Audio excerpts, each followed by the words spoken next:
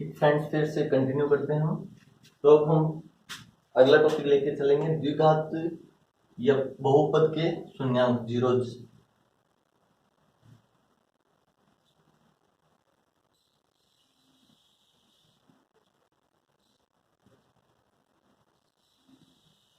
और बहुपद के जीरोज कैसे निकालते हैं।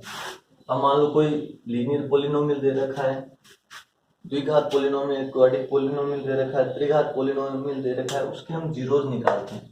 जीरोज निकालने के लिए आपकी बुक में काफी लेंथी मेथड दे रखा है, पर एक बात याद रखना, किसी भी मान लो कोई भी पोलिनोमियल है हमारे पास, मान लो लीनियर पोलिनोमियल है या द्विघात पोलिनोमियल है, तो उसके जीरो निकालने तो उसको इक्वल टू जीरो कर देना।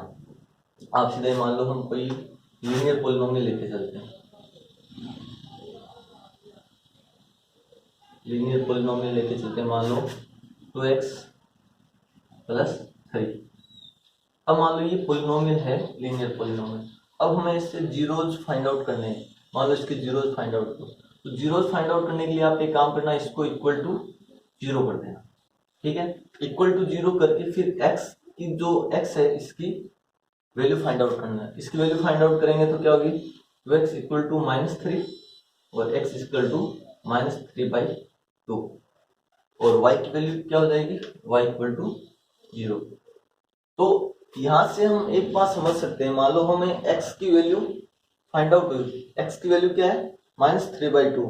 अब किसी भी ज्यामिति में हम देखते हैं, कोई भी ज्यामिति ले लेते हैं, मान लीजिए ये 0 है, -1 -2 -3 1 2 3 1 2 3 -1 -2 और -3।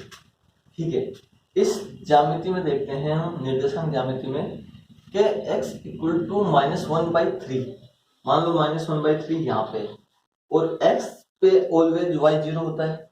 ठीक है, तो हम ये सपोज करके चल लेते हैं, मान लो बहुपद के शून्यांक का मतलब क्या होता है, जहां x अक्षांश पर जितनी बार कट होता है वही जीरोज कहलाते हैं। मान लो x पर एक बार कट कर रहा है तो इसके शून्यांक कितने होंगे, एक। नंबर ऑफ शून्यांक भी निकाल सकते हैं। शून्यांक या जीरोज निकालने का मेथड तो मैंने आपको बता दिया कि जो भी पोलिनोमियल होता है उसके इक्वल टू जीरो कर दीजिए। आप इक्वल टू जीरो करेंगे तो यहाँ पे x की वैल्यू हो जाएगी, तो यही इसके जीरोज क्या हो जाएंगे, -3/2 और 0। अब इसको निर्देशांक ज्यामिति में दिखा दें तो ये मान लो यहाँ इस पॉइंट पे आएगा। ठीक है, तो ये x इसको कितनी बार कट कर रहा है, एक बार कट कर रहा है, यहाँ पे एक बार कट कर रहा है, तो इसके नंबर ऑफ जीरोज कितने हो जाएंगे, एक। जो कि आपका अगला टॉपिक भी है, नंबर ऑफ जीरोज कितने निकालना है, यानी कि 2.1 में आपको यही बताना है उन फर्स्ट क्वेश्चन में कि नंबर ऑफ जीरोज कितने हैं। तो इसमें हम देख लेते हैं number of zeros, number of zeros कितने हो गए, 1 हो गया। क्यों, x एक्सिस को कितनी बार कट कर रहा है, एक बार कट कर रहा है, तो नंबर ऑफ जीरोज 1 हो गया। इसी प्रकार क्वाड्रिक पोलिनोमियल होता है, क्वाड्रिक पोलिनोमियल के हमें जीरोज निकालने, मान लो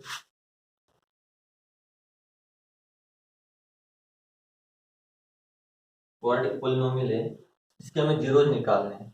अब कोई भी क्वाड्रिक पोलिनोमियल ले लीजिए आप, मान लो हमने ले लिया 2x² माइनस 4x प्लस 2।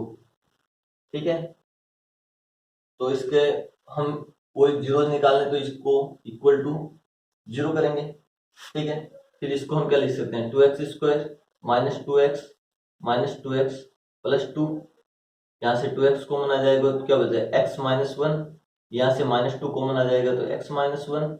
यहाँ से दोनों से x -1 की टर्म कॉमन आ जाएगी तो x -1 और 2x -2। यहाँ से 2 कॉमन आ जाएगा तो x -1 का होल स्क्वायर बचेगा। इक्वल टू 0 करेंगे तो इसके 0 जाए, क्यों, ये तो 0 हो नहीं सकता 2, तो ये टर्म 0 होगी, तो x -1 का होल स्क्वायर इक्वल टू 0, तो ये 1 और 1 इसके शून्यांक आ जाएंगे।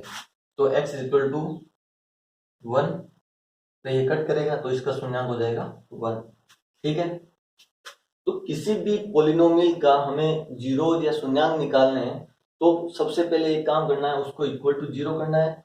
इक्वल टू 0 करके x की वैल्यू फाइंड आउट करनी है। जो x की वैल्यू आएगी वो इसका जीरोज हो जाएगा। अब नंबर ऑफ जीरोज हमें निकालना है, तो नंबर ऑफ जीरोज के लिए हम एक काम करेंगे कि ये x एक्सिस को कितनी बार कट करता है। x एक्सिस को मान लो एक बार कट किया तो इसके नंबर ऑफ जीरोज 1 हो गए। इसी प्रकार क्वाड्रिक पोलिनोमियल होता है, क्वाड्रिक पोलिनोमियल के भी हमें जीरोज निकालना है, तो इसको इक्वल टू 0 करते हैं। इक्वल टू 0 करेंगे तो यहाँ पे हमारे पास एक ये 0 आ जाएगा। एक्स एक्सिस को एक बार कट करता है, इसके नंबर ऑफ जीरोज भी 1 होंगे। आप इसको नोट कीजिए, फिर आगे चलते हैं।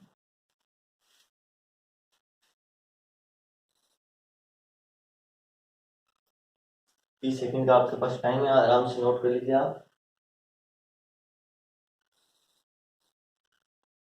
अब क्वेश्चनावली आप हम देखते हैं 2.1। 2.1 में आपको यही बताया गया है कि इसमें नंबर ऑफ जीरोज कितने हैं या नंबर ऑफ जीरोज कितने नहीं है।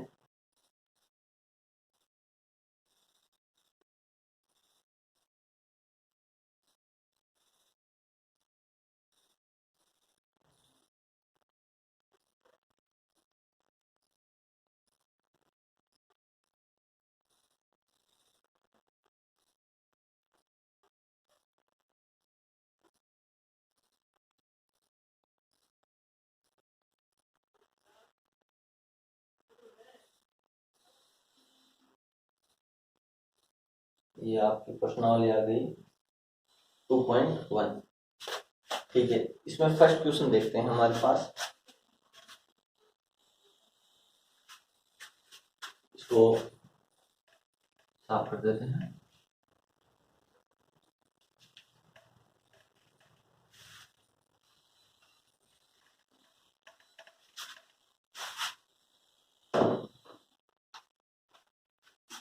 तो आपके हम फर्स्ट क्वेश्चन देखते हैं 2.1 का। Question number first. इसमें हमें डायग्राम दे रखे हैं 6। हमें 6 के में ये बताना है कि इसके नंबर ऑफ जीरोस कितने हैं। फर्स्ट देख लेते हैं, मान लो ये फर्स्ट का फर्स्ट देखते हैं हम। यहाँ पे हमें ये से दे रखा है, ये एक्स एक्सिस दे रखा है, एक्स एक्स डैश वाई और वाई डैश। अब आप देखिए, ये मैंने क्या कहा था, नंबर ऑफ जीरोज क्या होता है कि एक्स एक्सिस को कितनी बार कट करे। अब आप देखिए ये लाइन वाई एक्सिस से जा रही है, तो ये एक्स एक्सिस को कहीं भी, क्यों, वाई एक्स के पैरेलल है, ये लाइन एक्स एक्सिस के पैरेलल है, तो एक्स एक्सिस को कहीं भी ये कट नहीं करेगी। तो एक्स एक्सिस को कट नहीं करेगी तो इसके नंबर ऑफ जीरोज कितने हो जाएंगे, 0। तो इसके नंबर ऑफ जीरो कितने हैं, 0। मान लो एक भी नंबर ऑफ जीरो इसका नहीं रहेगा। इसी प्रकार हम दूसरा देखते हैं। दूसरा डायग्राम इस टाइप का दिया हुआ है आपकी नोटबुक में, आप देख लीजिए। मान लो ये x हो गया, ये x डैश हो गया, ये y हो गया और ये y डैश हो गया। अब इसमें आप देखिए ये x एक्सिस को कितनी बार कट कर रहा है, ये यहाँ से स्टार्ट होता है, तो ये y x हो गया, तो यहाँ पे एक बार भी ये y x को कट करता है ना कि x एक्सिस को कट करता है। और ये जैसे इधर वापस ऊपर जाता है y x की ओर, तो ये x एक्सिस को कट करता हुआ जाता है, यानी ये पॉजिटिव y एक्सिस की ओर जाता है, तो ये x एक्सिस को इस पॉइंट पे कट करता हुआ जाता है। तो इसके नंबर ऑफ जीरो कितने हो जाएंगे, 1। तो नंबर ऑफ जीरो कितना हो गया, 1। इसी प्रकार थर्ड डायग्राम देखते हैं हम। थर्ड डायग्राम में क्या दे रखा है हमारे पास, कुछ इस टाइप का डायग्राम दे रखा है।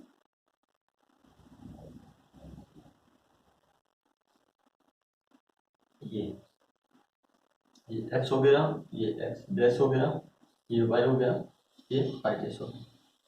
अब आप देखिए इसमें ये x एक्सिस को कितनी बार कट करता है, तो यहां से स्टार्ट होता है, तो एक बार तो यहाँ कट करता है, ठीक है।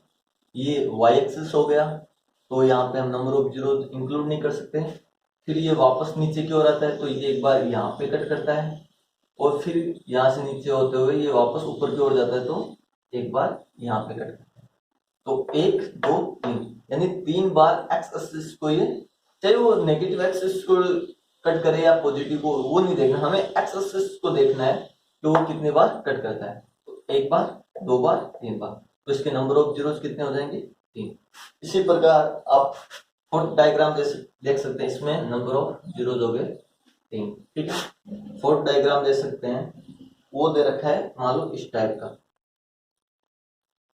ये वापस एक्स डैश वाई और वाई डैश। तो इसमें देख सकते हैं ये एक बार कट करता है यहाँ पे और दूसरी बार यहाँ पे कट करता है, तो इसके नंबर ऑफ जीरो हो जाएंगे। तो इसी प्रकार आगे के दो और क्वेश्चन है, उसी में भी सेम देखना है हमें कि वो एक्स एक्सिस को कितने बार कट कर रहे हैं। मान लो यहाँ पे एक बार भी कट नहीं कर रहा तो इसके नंबर ऑफ जीरो हो गए 0। यहाँ पे देखिए एक बार कट कर रहा है तो नंबर ऑफ जीरो हो गया 1। यहाँ पे देखिए यानी एक्स एक्सिस को एक बार यहाँ कट कर रहा है, एक बार यहाँ कट कर रहा है, एक बार यहाँ पे कट कर रहा है, तो टोटल 3 बार कट कर रहा है, तो इसके नंबर ऑफ जीरो हो गए 3। यहाँ पे देखिए एक्स एक्सिस को 2 बार कट कर रहा है, एक बार यहाँ पे, एक बार यहाँ पे, इसके नंबर ऑफ जीरो हो गए 2। ठीक है, इसको नोट कर लीजिए आप जल्दी से। फिर 2.2 पे चलते हैं, इसमें शायद एक क्वेश्चन ही है जो कि आपको बता दिया। अब अगला टॉपिक होगा किसी बहुपद के शून्याङ्कों और गुणांकों में संबंध। तो जल्दी से आप इसको नोट करिए, 30 सेकंड का टाइम है आपके पास।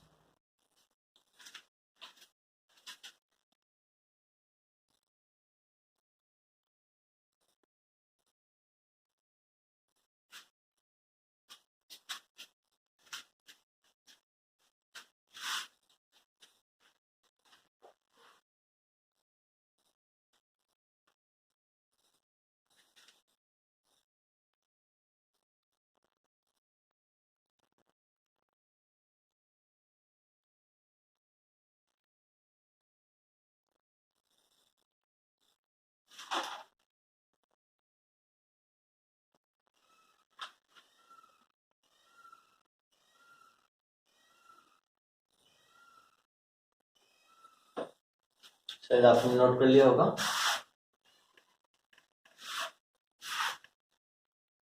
अब अगला टॉपिक है बहुपद के शून्याङ्कों व गुणांकों में रिलेशन, संबंध। मान लो कैसे हम सेटिस्फाई करेंगे कि इसके गुणांक और शून्याङ्क सेम है, वो आपस में रिलेशन सेटिस्फाई करते हैं या नहीं करते हैं। तो अगला ये हेडिंग डालिए आप, बहुपद के शून्याङ्कों व गुणांकों में संबंध।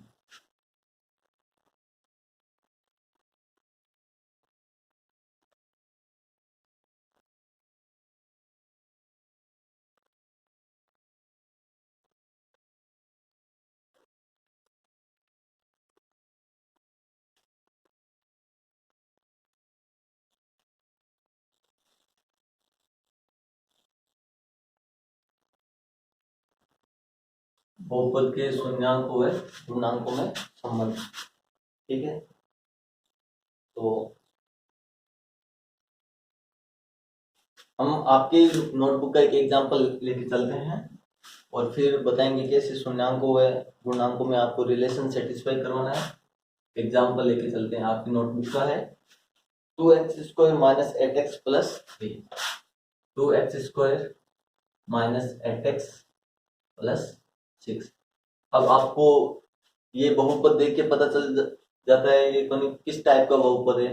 x की पावर 2 है तो ये द्विघात बहुपद है। ठीक है, आपको सबसे पहले यही देखना है कि ये किस टाइप का बहुपद है।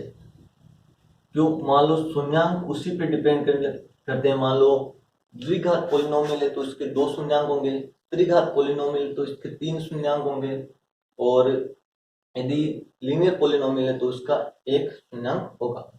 ठीक है, अब मान लो ये द्विघात पॉलिनोमियल है, आपको मैंने बता रखा है मान लो किसी भी पॉलिनोमियल का हमें शून्याङ्क निकालना है तो सबसे पहले उसको इक्वल टू 0 पुट कर दो आप। मान लो 2x² minus 8x plus 6 equal to 0 put कर दिया। ठीक है, अब हम इसको सोल्व करना हमें आता है। सोल्व करने के लिए हम क्या करते हैं, मान लो माइनस 8x के ऐसे 2 टुकड़े करने हैं कि उनका योग माइनस 8x आ जाए और उनका गुणा 12 आ जाए। यानी कि इसके 2 ऐसे टुकड़े करने हमें कि उनका गुणा तो 6 इंटू 2 आ जाए, यानी 12 आ जाए, ठीक है, और उनका योग -8 आ जाए, ठीक है। तो ऐसे दो टुकड़े करते हैं हम कि उनका योग तो -8 आ जाए, तो टुकड़े करेंगे तो इस टाइप के होंगे, 2x² -6x -2x + 6। अब -6 और -2 का एडिशन हो गया -8 और उनका मल्टीप्लीकेशन होगा 12, ठीक है। तो फर्स्ट दो टर्म ले लेते हैं, इसमें 2x कॉमन आ रहा है तो बच जाएगा x -3, ठीक है। इस प्रकार इससे -2 कॉमन ले लेते हैं तो x -3। अब इधर से भी x -3 कॉमन आ रहा है और इधर से भी x -3 कॉमन आ रहा है, तो x -3 को हम कॉमन ले लेंगे और इधर क्या बच जाएगा 2x -2, ठीक है। यहाँ से 2 कॉमन आ जाएगा तो 2x -3 और x -1 इक्वल टू 0 चल रहा है सबके, क्यों हमें शून्यांक निकालने तो इक्वल टू 0 करना है। अब या तो ये कोष्टक इक्वल टू 0 होगा, ये कोष्टक इक्वल टू 0 होगा, तो हम दोनों टर्म लेके चल लेते हैं। मान लो x -3 इक्वल टू 0 है तो x की वैल्यू क्या हो जाएगी 3। इसी प्रकार मान लो x -1 इक्वल टू 0 है तो x की वैल्यू क्या हो जाएगी 1। यहाँ से क्या होगा x इक्वल टू 3 और यहाँ से x इक्वल टू 1 आ गया, ठीक है। अब हमें रिलेशन फाइंड आउट करना है, तो आपको पता है गुणांक को, मान लो ये पोलिनोमियल है एक, इसके गुणांक निकालते हैं, उन गुणांकों का योग क्या होता है, गुणांकों का योग होता है, मान लो इसके दो, मान लो गुणनखंड आ गए अल्फा और बीटा, तो उनका योग क्या होता है, मान लो अल्फा प्लस बीटा क्या होता है, ये इसका मान लो व्यापक रूप क्या होता है। व्यापक रूप हम देखते हैं, मैंने आपको पहले बताया था द्विघात समीकरण को, मान लो इस टाइप, मान लो व्यापक रूप इस टाइप होता है, मान लो x² plus b minus bx plus c equal to 0, ठीक है, ये होता है। अब मान लो ये a b और c कोई भी रियल नंबर हो सकता है, ठीक है। तो इसमें मान लो इसके दो गुणनखंड होंगे अल्फा और बीटा, ठीक है। तो दोनों का योग क्या होता है, अल्फा प्लस बीटा क्या होता है -b/a और अल्फा और बीटा क्या होता है c/a। तो इसका हम देखते हैं, तो इसको हम देखेंगे तो अल्फा प्लस बीटा बराबर क्या होगा -b/a, ठीक है। तो b क्या -8, तो -8/2, ठीक है। सॉरी कहीं मिस्टेक तो नहीं कर दी, हम देखते हैं 2x², 2x को x -3 -2, तो ये हो गया 4, ठीक है।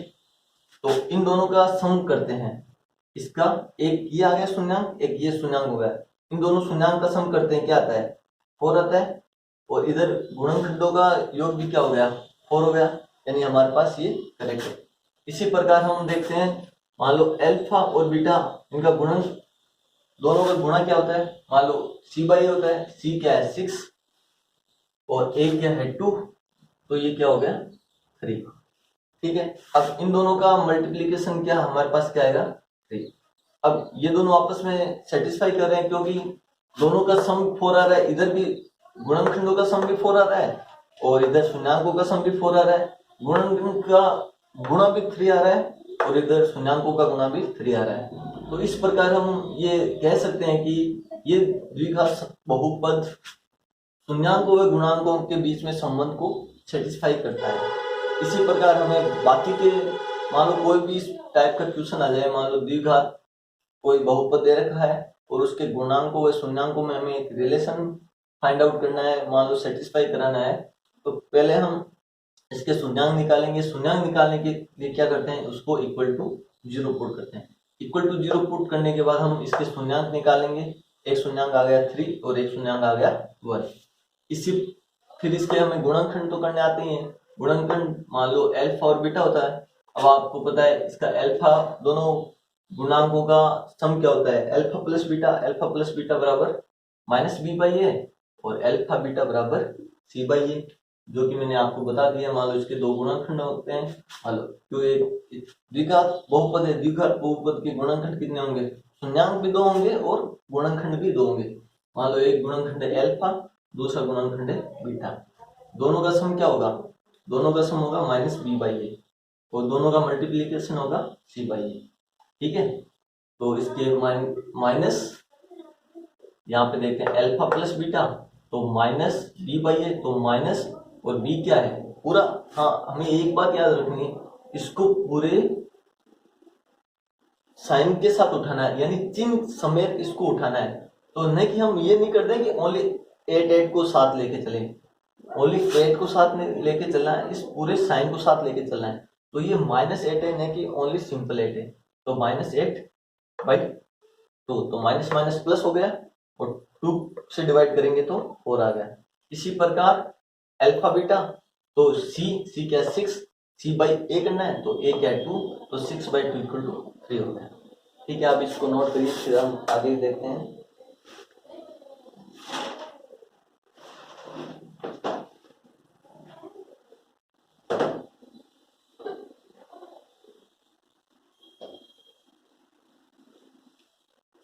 चलो आपकी नोटबुक का एक एग्जाम्पल और उठाते हैं हम।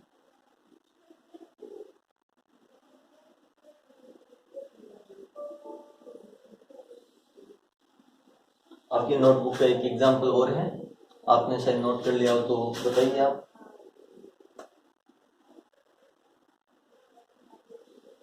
नोट कीजिए एक बार।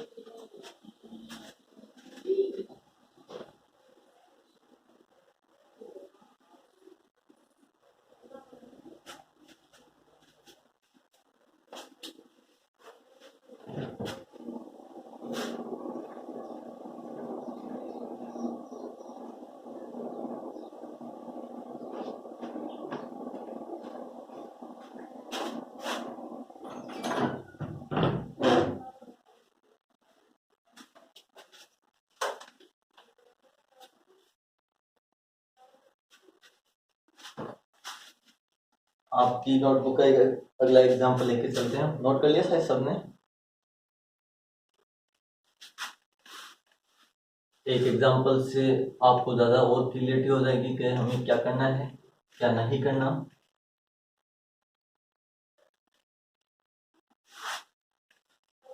तो अगला एग्जाम्पल देखते हैं। हमारे पास अगला एग्जाम्पल है x² - 3।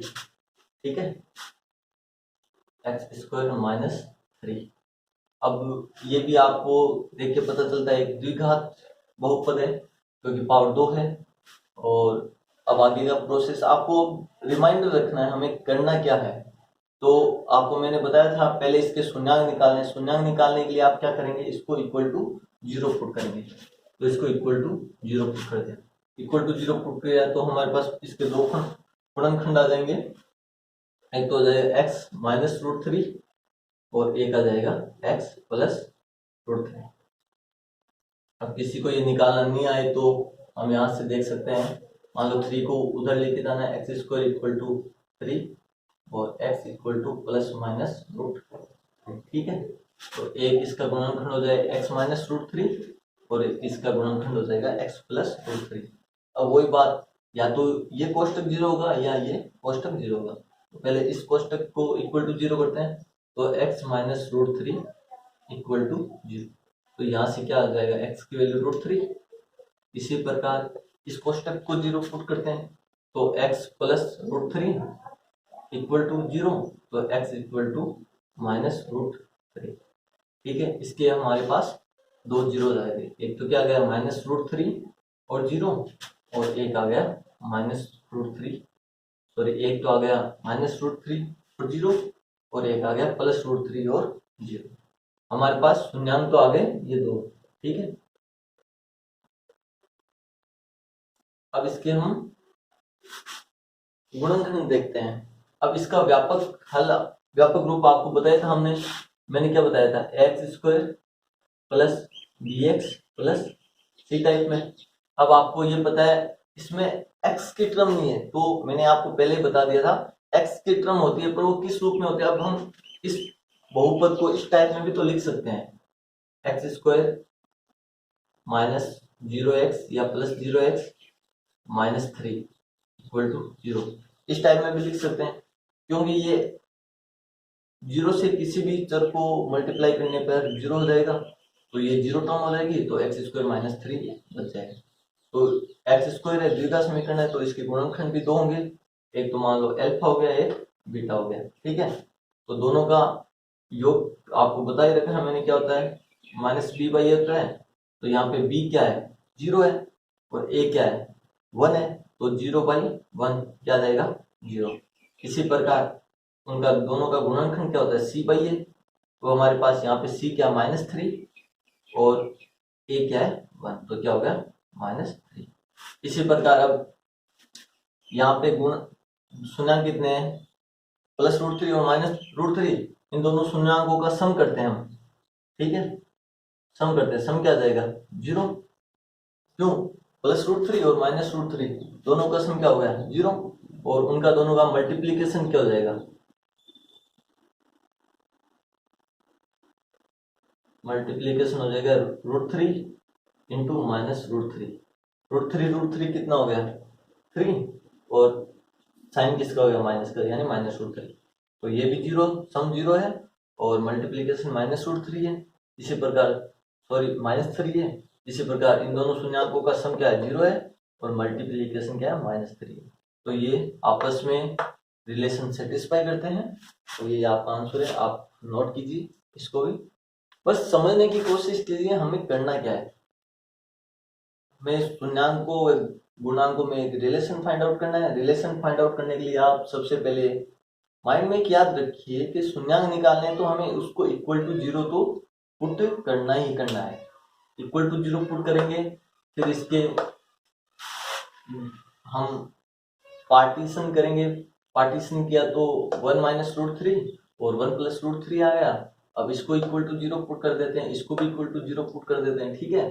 तो यहाँ से x बराबर √3 आ गया, और इधर x बराबर -√3 आ गया, तो इसकी शून्याङ्क एक तो √3 हो गया, एक -√3 हो गया, ठीक है। फिर हम क्या करते हैं कि इसके गुणनखंड निकालने हैं। गुणनखंड निकालना आप सबको आता है, अल्फा बीटा 2 मान लो इसकी गुणनखंड है, तो इन दोनों का सम क्या हो जाएगा -b बाई ए, और उसका मल्टीप्लीकेशन क्या हो गया c बाई ए।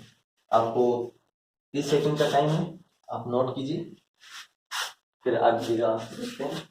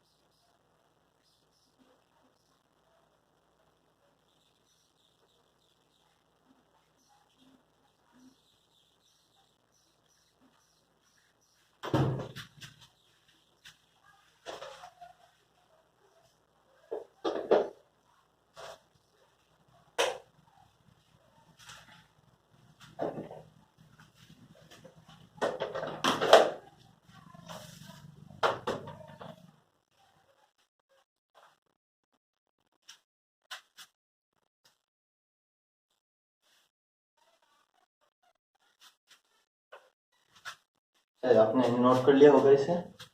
फिर अब इसी प्रकार हमने रैखिक का देख लिया, द्विघात का देख लिया, अब त्रिघात का देखते हैं कि उसके शून्याङ्कों व गुणांकों में रिलेशन किस प्रकार फाइंड आउट करते हैं। वैसे एग्जाम में इतना त्रिघात का आता नहीं है, पर भी आपको मान लो कभी आ जाए तो मैं एक ट्रिक बता देता हूँ, उससे आप इसका सॉल्यूशन फाइंड आउट कर सकते हैं। ठीक है, तो हम देखते हैं त्रिघात का कैसे। अब त्रिघात का व्यापक, मान लो त्रिघात पोलिनोमियल का रिलेशन।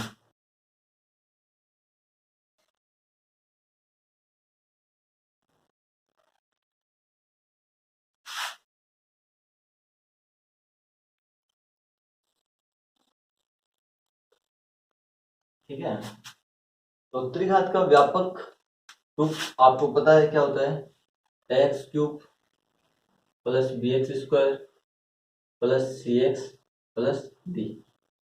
ठीक है, ये होता है।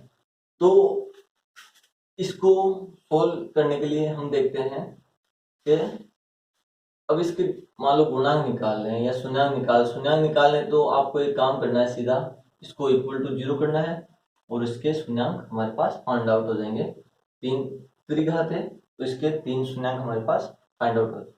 अब इसके गुणांकों में रिलेशन क्या होता है, मान लो इसके गुणनखंड कर लिए, उनमें रिलेशन क्या होता है। मान लो इसके 3 गुणनखंड हो गए, एक तो एल्फा, एक बीटा और एक गामा।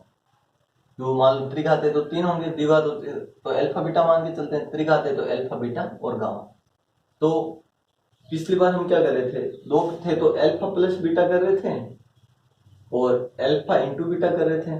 अब यहाँ पे 3 है तो पहले तीनों का सम करते हैं, alpha plus beta plus gamma.